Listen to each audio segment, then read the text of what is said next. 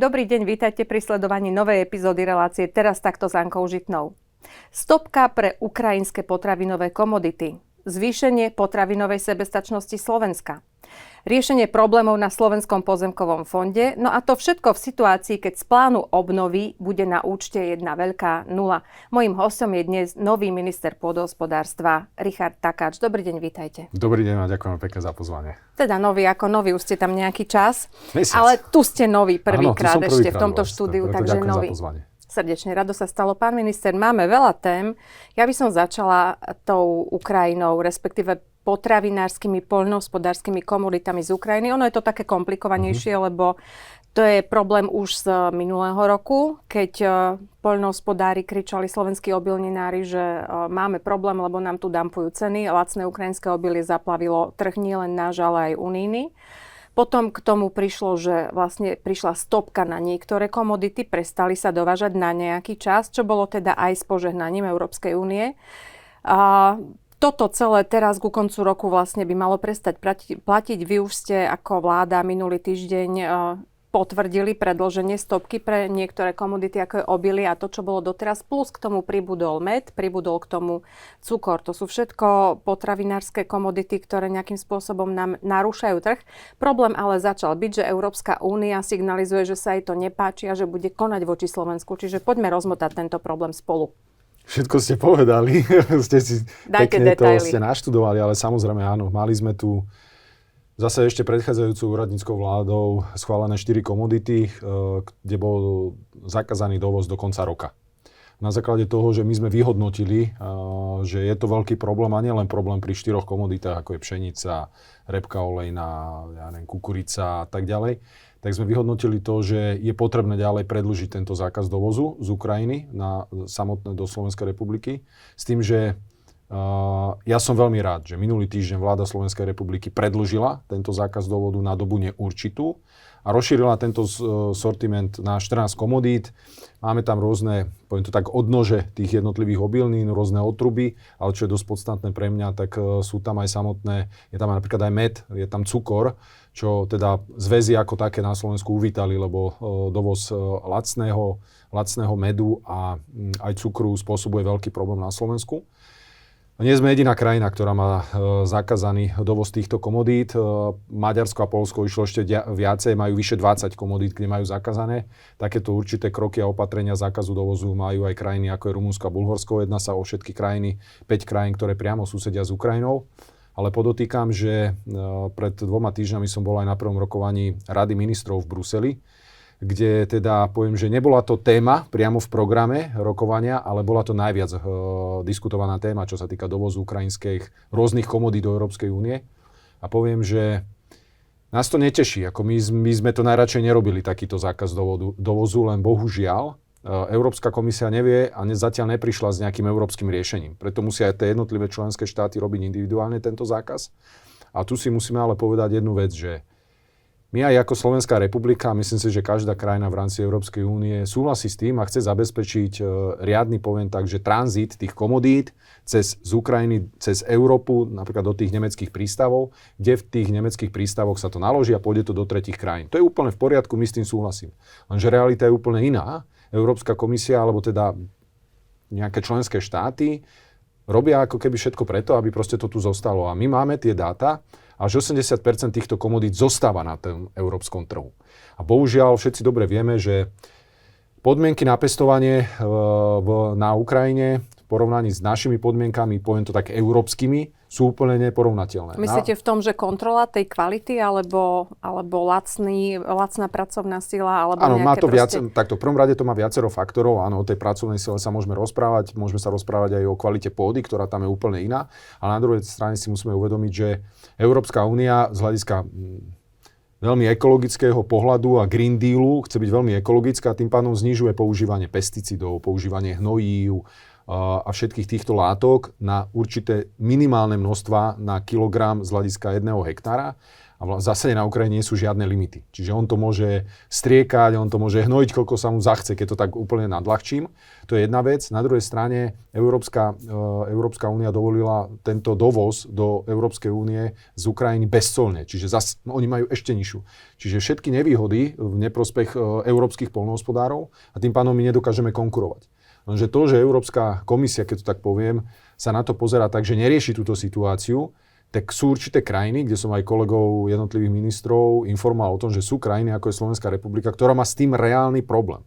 A ja poviem úplne jednoduché základné číslo. My pestujeme na Slovensku na výmere 1 milióna hektárov pôdy obilniny, ktoré vlastne slúžia tak, že polovička produkcie z týchto, čiže dá sa povedať na 500 000 hektárov pôdy slúžia, čo vypestujeme, to aj zužitkujeme. Pekári, mlyny, dopestujeme, potom robíme z toho krmné zmesy, čiže prejdú to všetky zvieratá. A tých 500 000 hektárov, ktoré sa obhospodaruje, slúžia ako bežne pre našich poľnohospodárov to obilie ako vývoz do krajín západnej Európy. Lenže teraz nastáva situácia, že tieto trhy pre tých našich poľnohospodárov nahrádzajú ukrajinskí poľnohospodári. A tým pádom nám vzniká na Slovensku otázka, že čo budeme robiť s tými 500 000 hektármi. Môžeme povedať, že chceme byť sebestační v ovoci, v zelenine, že chceme to prehnať cez zvieratá, hovädzí dobytok, ošípané, hydinu ako vo forme krmných zmesí. I napriek tomu nám zostane 350 000 hektárov pôdy, na ktorej nevieme povedať, čo budeme obhospodarovať.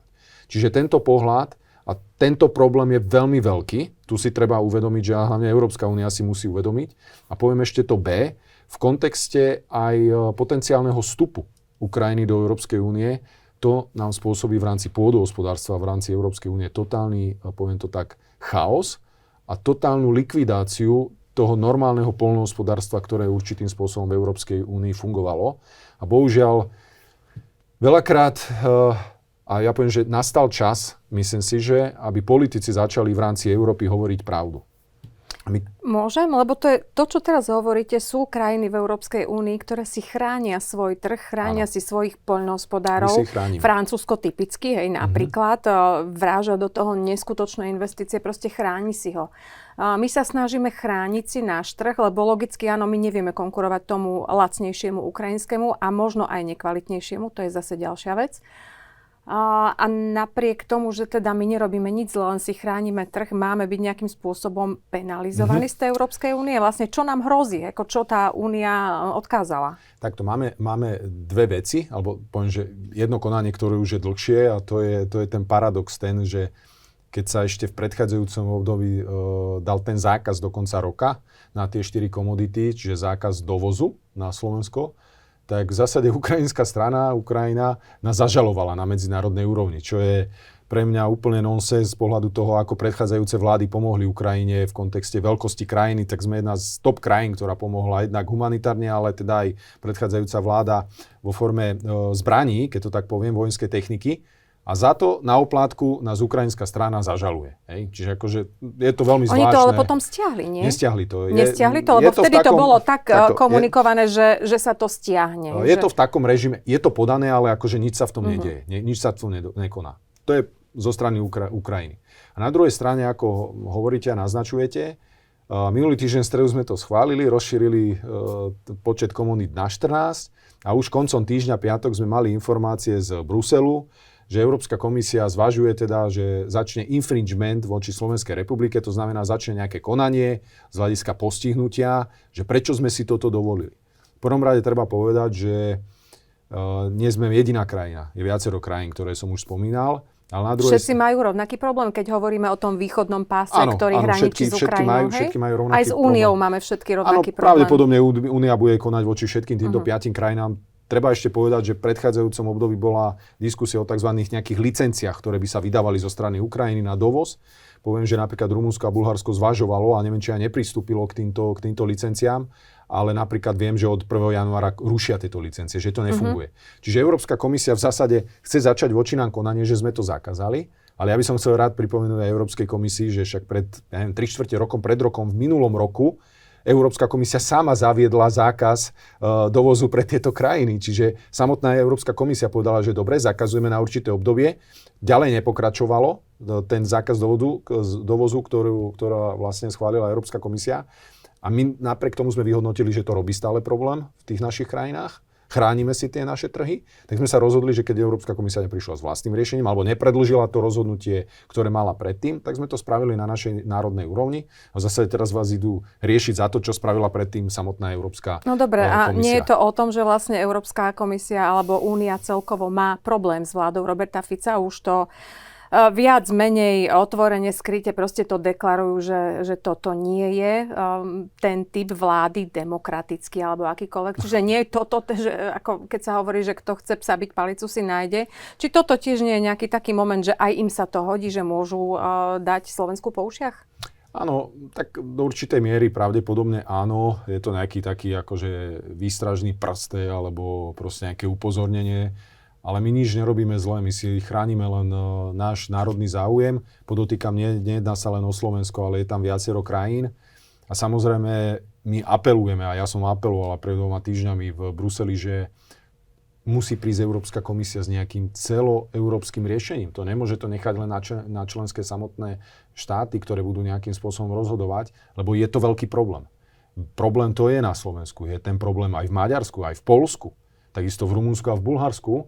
A preto ja som teda aj rád, keď už spomínate pána predsedu vlády Roberta Fica, že teda vláda Roberta Fica chce opäť, poviem to tak, viacej naštartovať a posilniť a vrátiť možno, že ten mandát tej V4, aká tu bola v minulosti, posilnenia tej V4. Mne sa podarilo na prvom rokovaní v Bruseli prostredníctvom českého pána ministra zvolať V4, všetkých ministrov, kde sme otvárali tieto... Aj Česi majú ten istý problém?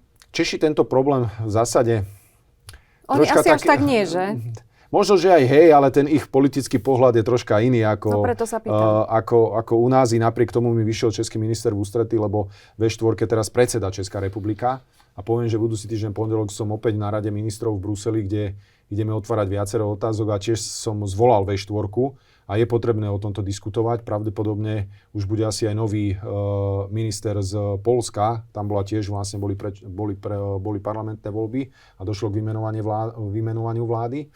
Takže je viacero tém, ktoré budeme rokovať, ale myslím si, že V4 v tomto musí byť silná. Musí si aj Česká republika uvedomiť, že je to problém. Viete, ono je ten paradox, že my sme to síce vyriešili. My sme zakázali tých 5 krajín v zásade nejaký zákaz dovozu. Aj Slovenská republika zakázala zákaz dovozu. Ale my máme tie informácie, že ono sa vám to vracia naspäť. Lebo napríklad Češi, Rakúšania, tí to nezakázali. Ono to príde do Rakúska, tam sa to nejako spracuje a príde prebalené. to sem. Viete, ono to je, že už keď to raz príde na ten európsky trh, napríklad do nejakej krajiny, a tam dostane tú nálepku, že je to proste z Európskej únie, alebo teda je to v tom členskom štáte a už vám to príde sem, tak vy to už neviete ani odkontrolovať. Proste to by ste museli kontrolovať všetko. Preto musí prísť Európska komisia s nejakým riešením. Ale už keď otázka ešte k tomuto, lebo tá legenda, ten dôvod, prečo to ukrajinské obilie a tie komodity vlastne púšťať cez naše hranice v bezcolnom režime, bol ten, že ono to odíde do prístavov a odtiaľ to potom pôjde do Afriky. Hej? To sú krajiny, ktoré sú bytostne závislé, odkázané na ukrajinskú pšenicu, obilie a tak ďalej, kvôli tomu, aby mali čo jesť tí ľudia tam. Oni tam majú čo jesť, ako im tam potom ide čo? Ako hovoríte, že 80% zostáva na území Európskej únie alebo na území Európy celej, tak potom čo ide do Afriky? Viete čo, pravdepodobne viac menej tieto trhy, ktoré boli typické pre Ukrajinu z pohľadu tretích krajín, hlavne teda afrických, ak mám dobré informácie, tak pravdepodobne tieto trhy nahradili Rusi. To znamená, že vlastne asi cez Čierne more a tak ďalej je to zásobované. To znamená, že tým pádom tam Ukrajinci ale je to jeden taký veľký biznis, viete, že proste ono v skutočnosti ten problém, poviem to takto, že ten problém, že to zostávalo v Európskej únii, tie komodity, bol už vtedy, keď ešte stále tí Ukrajinci mohli dovážať do tých tretích krajín. Ale samozrejme pre toho nejakého, ja nepoviem toho poľnohospodára ukrajinského, na tom zarába nejaký prekupník, ktorý to tam nakúpi, lacnosť toho ukrajinského poľnohospodára a chce sa akože snažiť, alebo teda to vezie do tretej krajiny, A pre neho je nákladovo lacnejšie to nechať v Európskej únii, ako to viesť loďou niekde do Afriky, Určite. samozrejme prirodzene. Čiže bohužiaľ za tým bolo množstvo špekulantov. To znamená, že ale ešte dve veci, ktoré sú podľa mňa dosť podstatné, čo by mohlo odznieť a hlavne teda by to mohlo zaujímať aj tých, ktorí nás sledujú. Jedna vec je tá, že my keď sa rozprávame o tom, že potenciálny vstup Ukrajiny do Európskej únie pri spoločnej poľnohospodárskej politike, čo je 36-37% rozpočtu Európskej únie ide pre poľnohospodárstvo. A vy to máte rozdelené na priame platby a na projektové výzvy. A pri priamych platbách dávate dotácie na hektár. Tá Európska únia má nejakú rozlohu. A zoberte si v porovnaní s tou Európskou úniou tú Ukrajinu, aká je veľká. Zoberte si, že by ste z tej spoločnej poľnohospodárskej politiky začali dotovať na hektár Ukrajiny. A potom ja si položím druhú otázku, že a to by sme mali začať hovoriť pravdu, a to musia vedieť všetci, že kto a koľko vlastní pozemkov a pôdy na Ukrajine. Ja tie informácie mám, každý si ich vie dohľadať, tento chce tu si nájsť tú pravdu. To nie sú ukrajinskí poľnohospodári. To nie sú ani európski podnikatelia a poľnohospodári. To sú rôzne investičné fondy, rôzne skupiny, ktoré ani nepochádzajú z Európskej únie. Čiže ja si idem klásť otázku, že tie milióny hektárov, ktoré na Ukrajine vlastnia nejaké skupiny alebo nejakí podnikatelia, nie z Európskej únie a nie z Ukrajiny, tak my z Európskej únie ideme za európske peniaze dotovať na hektáre nejakú dotáciu na Ukrajinu pre nejakých iných podnikateľov. Pre amerických vlastníkov. Všeobecne hovorím, však sú rôzni. Nie sú to len americkí. Nie len, ale veľká časť sú áno, americkí samozrejme. vlastníci. To znamená, že to sú skupiny, ja mám, až na 10. mieste je prvý ukrajinský poľnohospodár vo vlastníctve pôdy. To znamená, že potom toto treba pomenovať, toto treba povedať. A podľa mňa tuto vznikne aj veľká otázka z hľadiska prístupových konaní Ukrajiny do Európskej únie. Lebo potom to není dotovanie európskej poľnohospodárskej politiky, ale to je dotovanie úplne inej poľnohospodárskej politiky. Tak zase pravda je, že aj na našom území sú nie len slovenskí poľnohospodári, ktorí vlastnia alebo obrábajú pôdu. Okay, ale nemajú tú väčšinu. Pôdov, to je pravda. Pôdy a samozrejme v kontexte aj schváleného programu vyhlásenia vlády Slovenskej republiky, tak ako vláda Smeru v minulosti ústavne začala viacej chrániť pitnú vodu, čo je naše bohatstvo, lebo sme druhá krajina na svete z hľadiska zásob vody. Tak chceme aj v rámci programu vyhlásenia vlády podporiť väčšiu ochranu, môže pretaviť do ústavy Slovenskej republiky, kde budeme hľadať aj podporu aj v opozícii, aby sme viacej chránili pôdu a lesy, ktoré sú našim nerastným bohatstvom. K tým sa dúfam ešte dostaneme, ale ešte chvíľku chcem zostať pri potravinách. Potravinová sebestačnosť 40%. Ja som na túto tému hovorila s mnohými ľuďmi, plus minus, hej, tak nejako. Ale teraz bola veľká téma aj vybíjanie hovedzieho dobytka kvôli ochrane klímy. To bolo presne, v Lani sa to riešilo. Holanďania, koľko kráv na hektár má byť, aby to bolo pre klímu OK. Ako sme na to my na Slovensku? Myslím, aké sú nejaké strategické vaše predstavy, čo sa týka živočíšnej výroby, nielen tej rastlinnej, ako sme doteraz o tom hovorili, ale aj živočíšna výroba. To znamená hovedzí dobytok, ošípané ovce, hydina, všetko, čo sa proste dá chovať a skonzumovať. Takže správne hovoríte, že tá potravinová sebestačnosť je na úrovni niekde tak okolo 40%, skôr pod 40%. A hovoríte, že sa s viacerými o tom rozprávali. Ja to tak hovorím, že za 30 rokov téma alebo potravinová sebestačnosť ako dve slovíčka je, ja to nazývam takou kolubovou ženou, že všetci o tom hovoria a nikto ho ešte nevidel. Viete, že nie je to také hmatateľné. Ja len základné tiež číslo, že zoberte si, že bavíme sa o tom, že máme tu nejaké obchodné reťazce a niektoré deklarujú, že koľko majú tých slovenských výrobkov. No ja poviem, jeden z tých takých veľkých zahraničných má 27-28% slovenských výrobkov a ten slovenský obchodný reťazec má 71% slovenských výrobkov. Tak to je asi dosť veľký nepomer. To znamená, že myslím si, že aj toto by sme mali hovoriť. Čiže zákonom im prikázať reťazcom, že máte mať podiel toto slovenských potravín? Toto neviete asi úplne definovať, no. Ale samozrejme robiť kroky na to, aby mali viacej a viacej tých slovenských potravín v tých obchodných reťazcoch. A samozrejme, keď sa bavíme napríklad o tom mese alebo o tej živočíšnej výrobe, tak je snaha ministerstva pôdohospodárstva a celkovo aj vlády Slovenskej republiky venovať prioritu využitia pôdohospodárskeho sektora v kontexte zvyšovania potravinovej sebestačnosti a samozrejme toho potenciálu aj vidieckej krajiny. A my by sme si mali, a ja to stále hovorím, že sebestační 100% samozrejme nebudeme, ale vieme byť sebestační v určitých komoditách.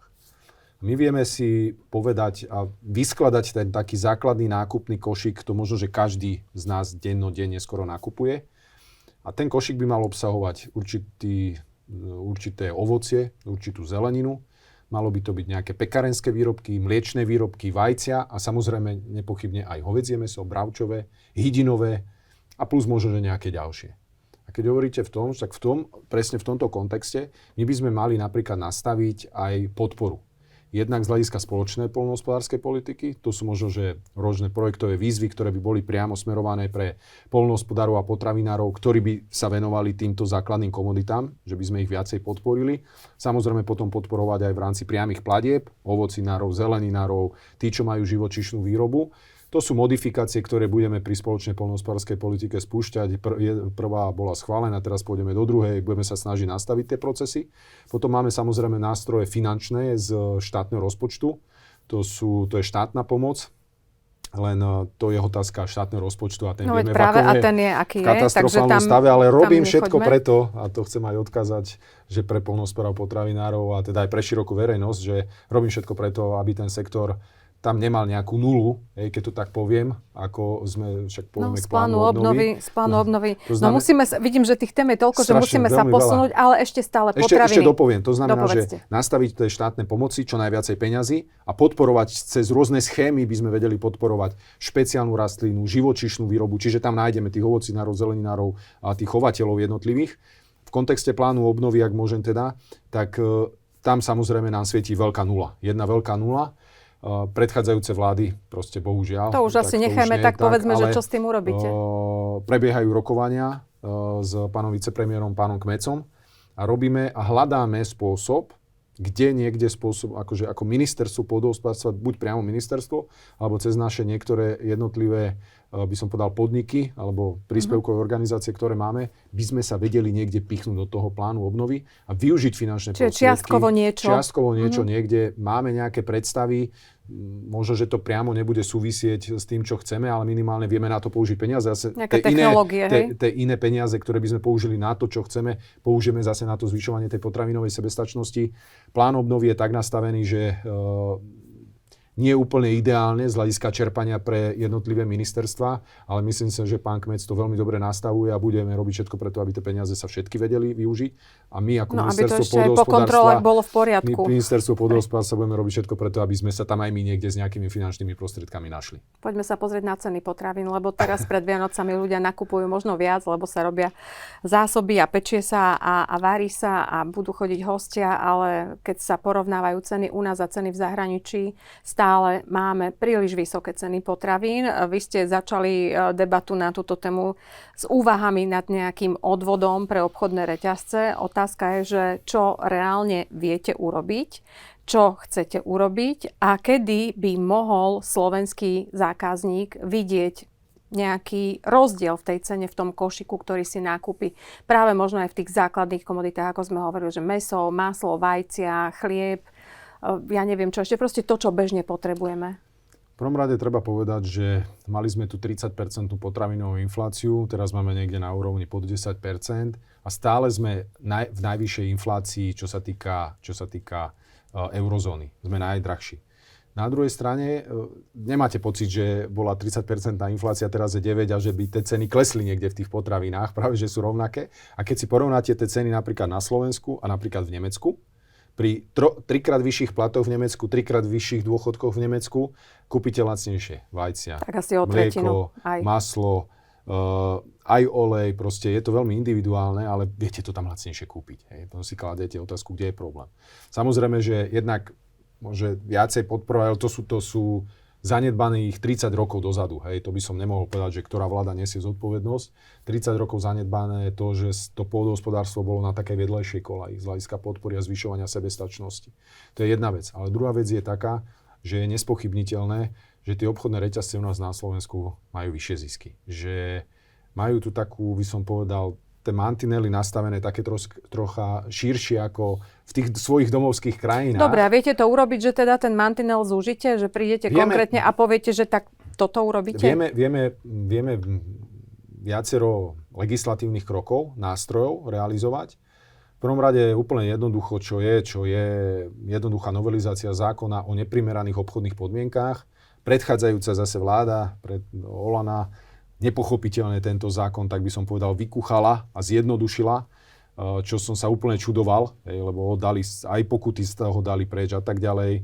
To znamená, že my budeme robiť túto novelizáciu, aby sme nastavili, veľmi solidné a normálne pravidlá podnikania aj pre tie reťazce v kontexte dodávateľských vzťahov, napríklad tých potravinárov do tých reťazcov, aby to bolo vyvážené a normálne. A potom samozrejme máme a chystáme... Viete, to je to, že vy hovoríte, že nejaká vyvážená a tie reťazce, aby len otázka je, že či potom reťazce ten nejaký odvod prípadný alebo niečo, čo budú musieť si oni sami odpustiť, utiahnuť opasok, aby potom netlačili k stene slovenských producentov, tak ako to je. Poviem vám, ešte dopoviem, že jeden zákon je o primeraných obchodných podmienkách a potom máte nejaký zákon, alebo môžeme to nazvať nejaký odvod, alebo nehovorím, že daň, ale proste nejakú takú participáciu a solidaritu tých obchodných reťazcov voči ľuďom na Slovensku. Čiže to znamená, že nastavenie takéhoto niečo, je to v procese. Máme tam 3 varianty. Ja som ale slúbil aj obchodným reťazcom, že si sadneme, my chceme viesť normálny sociálny dialog, hľadať riešenia, len si musia aj tie obchodné reťazce uvedomiť, že bola tu 30% inflácia. A pri 30% inflácii jediný, kto spravil nejaké kroky voči vysokým cenám, spravila strana Smer, ktorá bola opozičná strana v parlamente, spravila 3 okrúhle stoly a my sme schválili vlastne zákon o odpustení odvodov, sociálnych odvodov pre potravinárov a časť poľnohospodárov do výšky minimálnej mzdy. A na tých 3 rokovaniach boli aj tí zástupcovia obchodných reťazcov. A ja som sa ich pýtal aj teraz, však ste tam sedeli 3-krát. A však všetci dávali nejaké riešenia, ale vy ste neprišli ani s jedným riešením.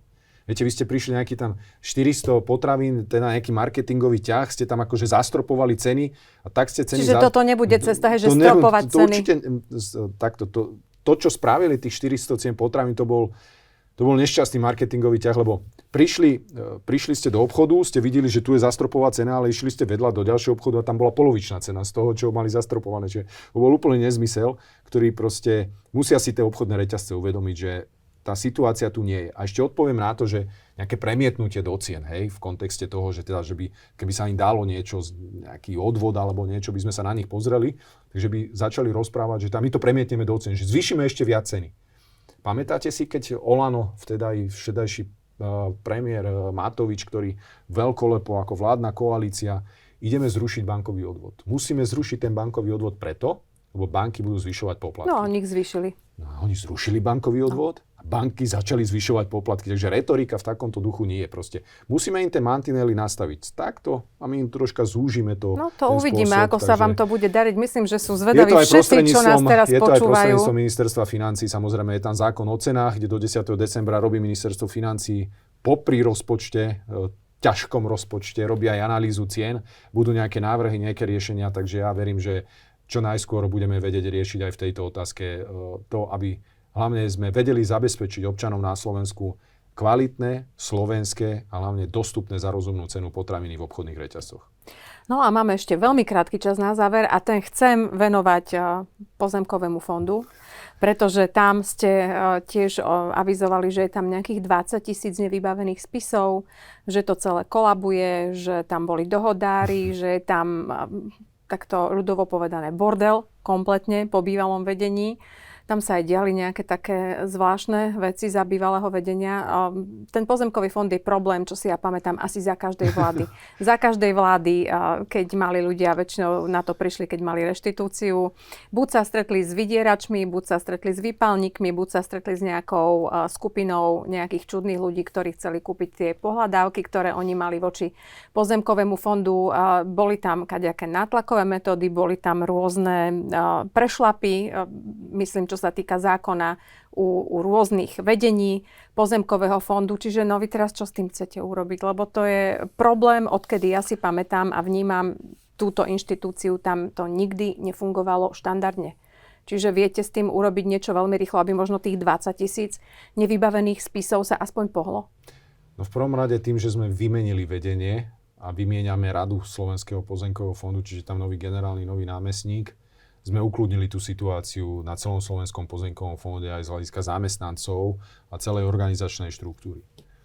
Musím ale povedať, že nie, že predchádzajúce vedenie, ale ešte to predchádzajúce, lebo teraz tam bola vlastne vedenie, ktoré dala úradnícka vláda, aby zastabilizovala, aspoň upokojila tú situáciu na Slovenskom pozemkovom fonde. A ten rozvrat a tá likvidácia, ten mobbing, bossing a tie protizákonné veci, ktoré sa diali na Slovenskom pozemkovom fonde, boli pod vedením pána Mároša Zolana. A tam to začalo takzvanou tou odbúravaním tej spisovej zápky, kde proste je akože bolo vyše 20 000 spisov a proste pán generálny vtedy tam zamestnal vyše 100 dohodárov, ktorí niektorí mali 4-5 tisícové platy, zamestnal si tam vlastného syna, ale v zásade totálne znefunkčnil Slovenský pozemkový fond. A tam bolo viacero aj trestných oznámení podaných, aj zo strany predchádzajúce pána ministra Bireša, bolo podaných aj zamestnancami, aj ja osobne. Môžem povedať, že v danej veci podania trestných oznámení polícia začala trestné stíhanie. Je tam veľká škoda pre štát spôsobená konaním tohto vedenia na Slovenskom pozemkovom fonde. Poviem to tak, myšlienky. Zo Slovenského pozemkového fondu spraviť organizáciu, ktorá začne plniť ten svoj účel. Začne konečne odbúravať reálne tú spisovú zápku tých 20. Zjednodušiť tie procesy. Nemôže po 30 rokoch poľnohospodár vedieť, že nemá vysporiadaný hospodársky dvor, ktorý potrebuje mať vysporiadaný, aby žiadal dotácie napríklad na nové maštale, na výstavbu a tak ďalej. Nemôže nejaká babička niekde na dedine čakať, keď si chce vysporiadať niekde záhradku, kde má 30 metrov Slovenskej republiky vo vlastníctve, teda štátu, aby to vedela odkúpiť nejakým normálnym spôsobom. Zjednodušiť procesy, otvoriť ten Slovenský pozemkový fond a začať plniť tú úlohu. Proste nemôže sa stať to, že bude brzdiť tie svoje jednotlivé právne akty. Ja si myslím, že nové vedenie má hlavne skúsenosti, vedia nastaviť procesy, ja budem na nich tlačiť, budem čakať od nich odpočty jednotlivých a teraz očakávam tak, aby nastavili tie procesy, aby od januára sa spustila efektívne systém všetkých, či sú to nájmy, predaje, reštitúcie, vydávanie súhlasov, dokonanie a tak ďalej, aby proste začal Slovenský pozemkový fond normálne fungovať.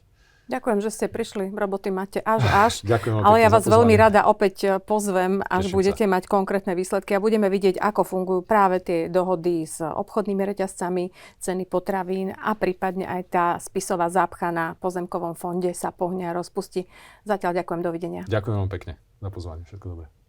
No a mojím hosťom bol dnes minister pôdohospodárstva Richard Takáč. Ďakujem za pozornosť. Vidíme sa pri ďalšej epizóde relácie Teraz takto s Ankou Žitnou. Dovidenia.